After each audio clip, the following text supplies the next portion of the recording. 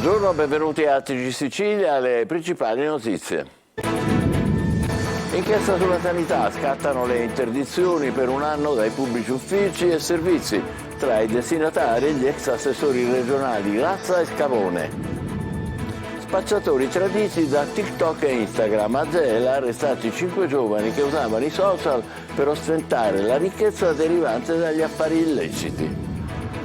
Diventeremo un modello per l'Europa. A Siracusa il ministro delle imprese del Made in Italy, Adolfo Urso, lancia la sua scommessa sulla transizione energetica e parla del cambio di proprietà del petrolchimico di Priolo. Lo sciopero degli spaghetti contro il caro pasta.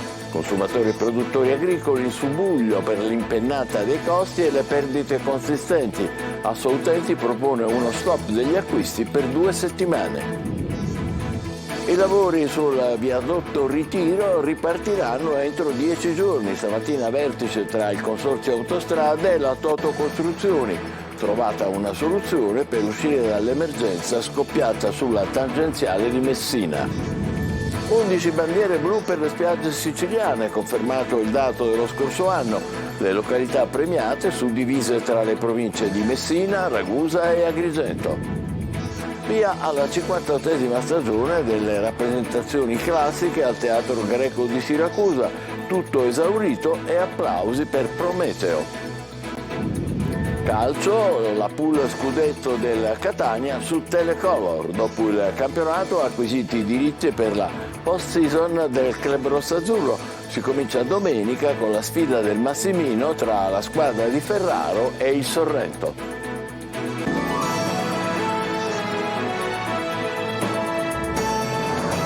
Ben trovati. Scandalo sanità a Catania, disposta la sospensione dai pubblici uffici per un anno per 6 indagati. Tra loro gli ex assessori Ruggero Razza, Antonio Scavone e il presidente dell'Ordine dei Medici Igo Lamantia, Giusy Lazzara. Gli interrogatori il 5 maggio, oggi la decisione e le interdittive nell'inchiesta che ha scosso la sanità catanese. Il giudice per le indagini preliminari di Catania, Simona Ragazzi, ha disposto la sospensione dall'esercizio di pubblici uffici e servizi per un anno a 6 indagati coinvolti nell'inchiesta. Tra loro gli ex assessori della Regione Siciliana della Salute, Ruggero Razza, e del Lavoro, Antonio Scavone. Entrambi sono indagati per turbata libertà di scelta del contraente per la nomina di 2 professionisti per altrettanti progetti. Tra i destinatari del provvedimento anche il presidente dell'Ordine dei Medici di Catania, Ignazio Igo Lamantia, al quale è contestata la turbata libertà degli incanti per aver favorito un candidato ad un concorso a dirigente dell'Ordine di Catania. Questo significa che Lamantia dovrà lasciare l'incarico di presidente dell'Ordine e anche di direttore di otorino-laringoiatria dal Policlinico. Anche il ruolo direttivo di Scavone alla Garibaldi sarà congelato. Razza invece dovrà rinunciare al ruolo di consulente a titolo gratuito del ministro Nello Musumeci. Gli altri destinatari della sospensione sono Filippo Di Piazza, Giuseppe Di Rosa e Rosaria Maria Leonardi. La stessa misura cautelare, ma per 8 mesi, è per Alberto Bianchi e Calogero Grillo. Nel comunicato della Procura si leggono le motivazioni della decisione scaturita per stringenti e attuali esigenze cautelari, potendo gli stessi indagati tornare a rivestire o continuare a ricoprire funzioni e ruoli nella pubblica amministrazione, nelle procedure concorsuali universitarie, nell'ambito della sanità pubblica, nella direzione di ordini professionali e nella compagine di governo di enti partecipati dalle pubbliche amministrazioni.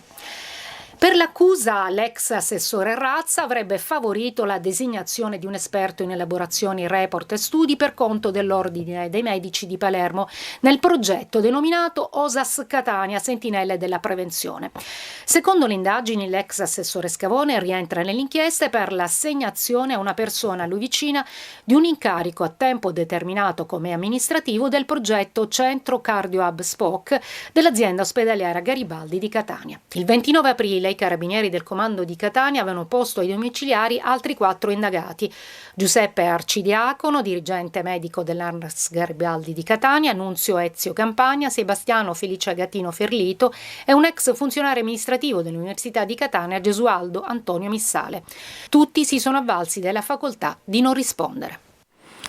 Spacciavano principalmente hashish e marijuana e riuscivano a incassare fino a 12.000 euro al mese. Oggi per 5 giovani che gestivano una piazza di spaccio nel centro storico di Gela sono scattati gli arresti. Fermati, traditi da Instagram e TikTok, usati per sfoggiare l'alto tenore di vita frutto degli affari illeciti. Gerry Italia. Instagram e TikTok erano diventate le loro principali vetrine nelle quali ostentare ricchezza e promuovere il loro giro d'affari, oltre che ingigantire il proprio appeal criminale attraverso stories nelle quali postavano immagini con mazzette di banconote e abbigliamenti griffati, facendo sfoggio dell'alto tenore di vita e dei lussi di cui godevano attraverso il traffico di sostanze stupefacenti. Ma è stata anche questa ostentazione esagerata che ha fatto sì che i finanzieri mettessero nel mirino 5 giovanissimi spacciatori e ne stroncassero l'attività criminale. La Baby Gang, dedita al traffico di sostanze stupefacenti che operava sulla piazza di Gela, è stata smantellata dai finanzieri del gruppo locale, che hanno eseguito un provvedimento restrittivo della libertà personale nei confronti di 5 persone, 2 agli arresti in carcere e 3 agli arresti domiciliari, indagate per l'ipotesi di reato di traffico e detenzione illecita di sostanze stupefacenti. Le indagini, condotte dalle Fiamme Gialle tra i mesi di febbraio e aprile 2022, hanno fatto luce sull'esistenza di una piazza di spaccio nel centro storico di Gela, gestita da giovanissimi gelesi, tra i quali 2 minorenni, dediti principalmente allo smercio di hashish e marijuana. Dagli elementi investigativi acquisiti è emerso che gli indagati vantavano un'organizzazione ben definita e radicata nelle vie principali della movida gelese, tale da garantire l'operatività della piazza di spaccio 24 ore su 24. Grazie all'utilizzo di videoriprese, intercettazioni telefoniche, pedinamenti e appostamenti è stato così possibile riscontrare come le strategie criminali fossero focalizzate su uno strutturato apparato di vendita in grado di fruttare circa 12.000 euro mensili e soddisfare la domanda giornaliera di decine di acquirenti provenienti anche da altre città della provincia. Rocambolesca fuga questa mattina dal Palazzo di Giustizia di Trapani di un detenuto nelle carceri di Agrigento che doveva presenziare al processo nel quale è imputato. Il 35enne Francesco Adragna, in tuta rossa e un braccio ingessato, è scappato dalla camera di sicurezza al primo piano del tribunale. Il palazzo è stato passato al setaccio, ma del fuggitivo nessuna traccia. Mattinata siracusana per il ministro delle imprese Urso, che prima ha incontrato le aziende nell'assemblea pubblica di Confindustria e poi ha visitato il polo petrolchimico di Priolo. La transizione energetica e il passaggio di proprietà della raffineria ISAB, i principali temi trattati. Francesco Aloi. Il futuro del polo industriale siracusano, si è parlato di questo nell'assemblea pubblica di Confindustria. All'incontro, in una delle principali aziende della provincia, ha partecipato anche il ministro delle imprese Urso. Tra i principali obiettivi da raggiungere c'è la transizione energetica. Un percorso di sostenibilità per il sistema sociale e produttivo italiano, che sappiamo che può sicuramente vincere questa sfida e diventare anche un modello in Europa. Per questo siamo convinti assertori degli investimenti nel settore della transizione ecologica e di coniugare questo con la competitività del sistema industriale. La sua visita a Siracusa pochi giorni dopo la vendita di Lukoil Goi Energy, migliaia i posti di lavoro salvati. Adesso, dice Urso, bisogna pensare ai fondi del PNRR. Su questo sono impegnato insieme agli altri ministri affinché le risorse siano utilizzate davvero alla transizione ecologica e alla sostenibilità industriale, sin dal piano di incentivi per le imprese che abbiamo chiamato Transizione 5.0. Intanto il prossimo 23 maggio al Mimit ci sarà un tavolo convocato dal ministro. Per rendere conto di quello che abbiamo fatto. Siamo riusciti a salvare il sistema industriale di Priolo che era minacciato. Ce lo dobbiamo dire con franchezza. Questo credo che sia importante anche per assicurare chiunque altro debba affrontare crisi di diversa natura. Il governo c'è, consapevole di quale forza sia il sistema industriale del proprio paese. In mattinata Urso ha visitato il polo industriale di Priolo, incontrando una rappresentanza di lavoratori. Lo sciopero degli spaghetti contro il caro pasta, consumatori e produttori agricoli sul piede di guerra per l'impennata dei costi e le perdite consistenti. Assolutenti propone uno stop degli acquisti per 2 settimane. Tonino De Mana.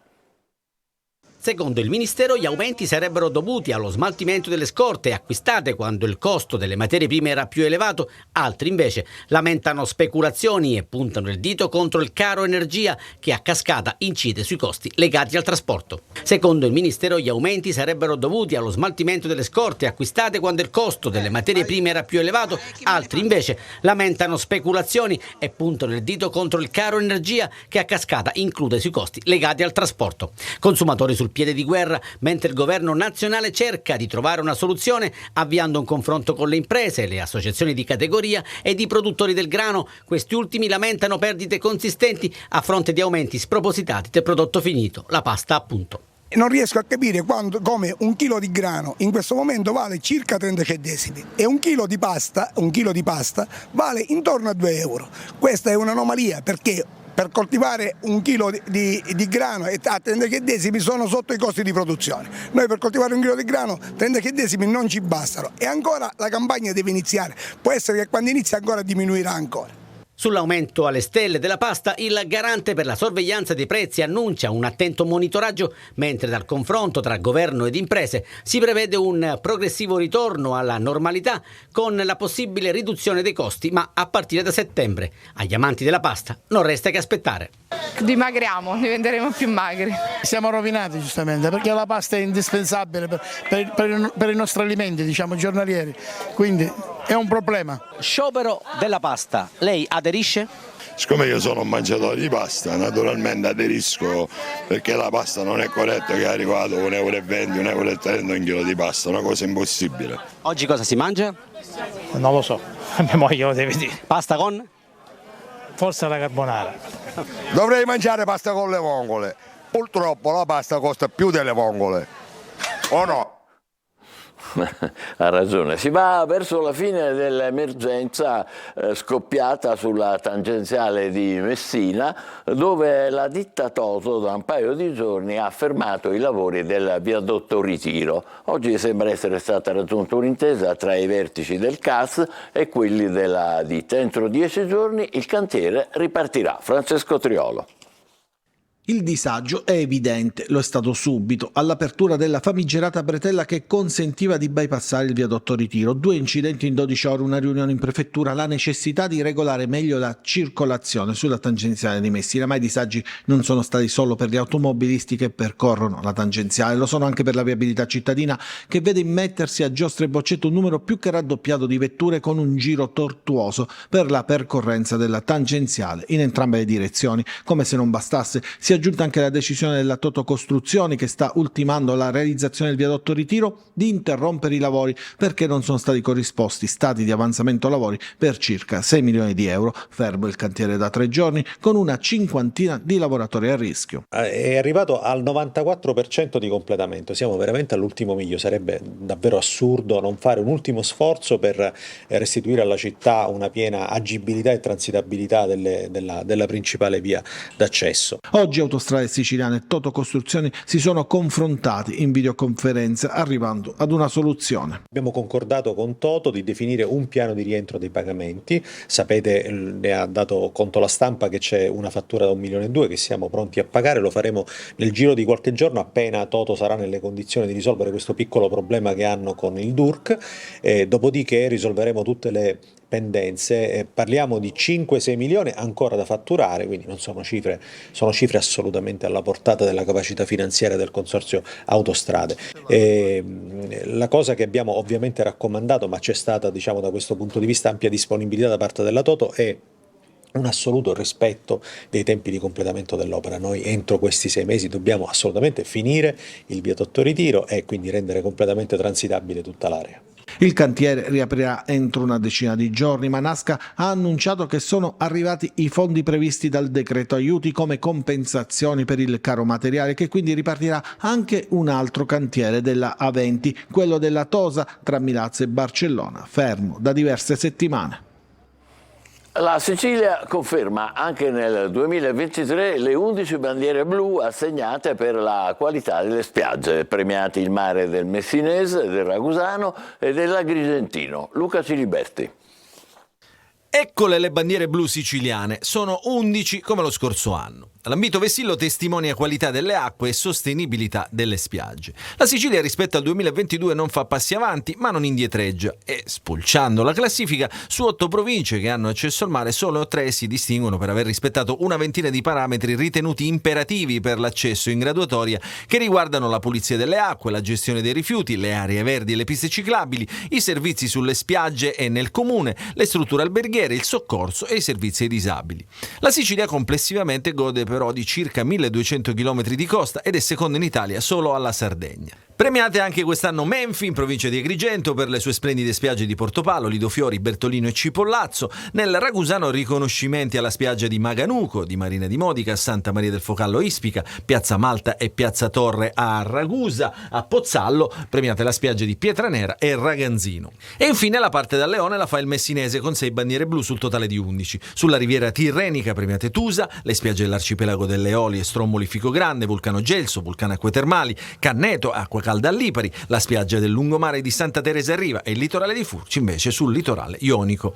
Complessivamente sono 226 le località italiane marine e lacustri che hanno ottenuto il riconoscimento di bandiera blu nel 2023, 16 in più rispetto alle 210 dell'anno scorso, sono 17 i nuovi ingressi, 1 il comune non confermato.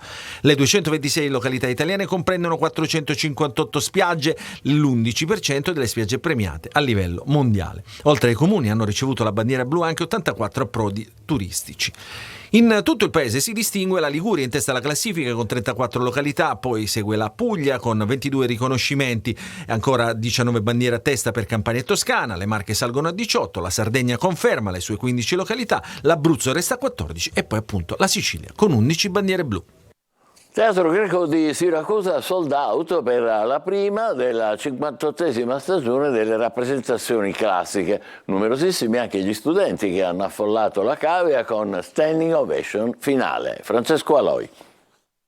Un carro sulle rotaie che trascina Prometeo. Si apre così la 58esima stagione delle rappresentazioni classiche al Teatro Greco di Siracusa. La scenografia sa di moderno. È uno spazio che cerca di evocare un sito industriale in abbandono e che viene abitato da dei che vengono qui per incatenare appunto Prometeo. È quello che succede, abbiamo provato a raccontarlo per un'ora e mezzo. Prometeo dona il fuoco agli uomini, un modo per ribellarsi al potere. Per questo Efesto, assistito da Kratos e Bia, lo incatena. L'ordine arriva da Zeus. Ci sarebbe forse sì bisogno di un po' più di coraggio in certe situazioni dove gli orrori vengono imposti.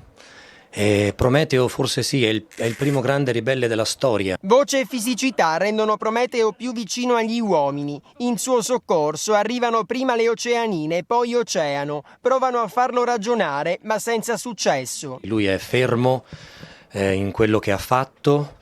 Non arriva a provare secondo me sensi di colpa per avere fatto questo dono meraviglioso ai mortali, si assume un po' le responsabilità, sì, perché credo soprattutto in questa edizione che emerga il fatto che la tecnica, se ci sfugge di mano, può diventare paradossalmente controproducente. Un'altra vittima del Signore dell'Olimpo è Io, la sacerdotessa che ha sedotto. A lei Prometeo dice di sapere come sconfiggerlo, per questo Zeus manda Hermes. Zeus non si lascia intimorire da questi tuoi metodi.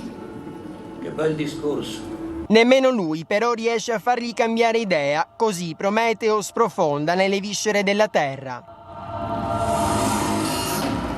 Al Teatro Greco sold out e standing ovation, tanti applausi e stasera un'altra prima, sarà il turno di Medea. Breve pausa, subito dopo il calcio con la Puglia Scudetto acquisita da Telecolor. State con noi.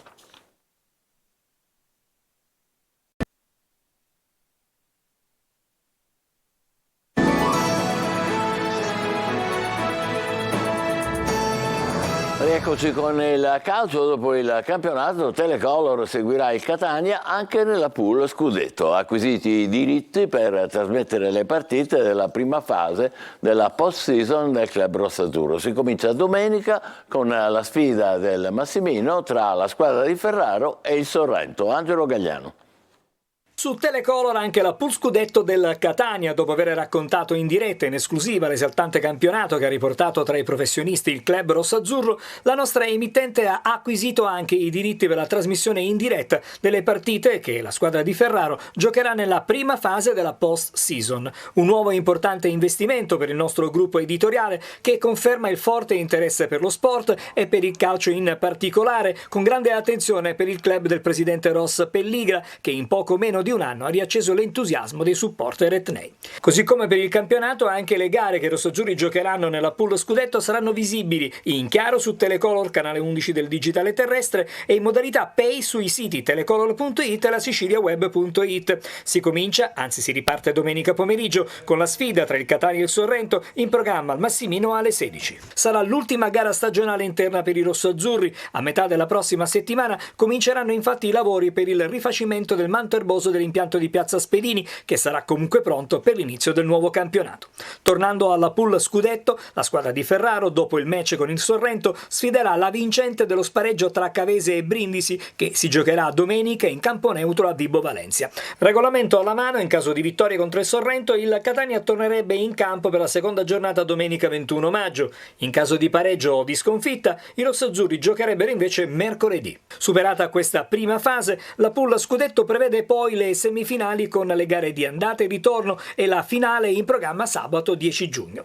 Venendo alla sfida di domenica con il Sorrento, Ferraro punta al recupero di Rizzo a metà campo e di Jefferson in attacco. Sul fronte prevendita sono oltre 4.000 i biglietti già venduti. Ricordiamo che gli abbonati possono acquistare ad un prezzo di favore il tagliando per la sfida con il Sorrento fino alla mezzanotte di venerdì. Sabato e domenica la vendita sarà libera.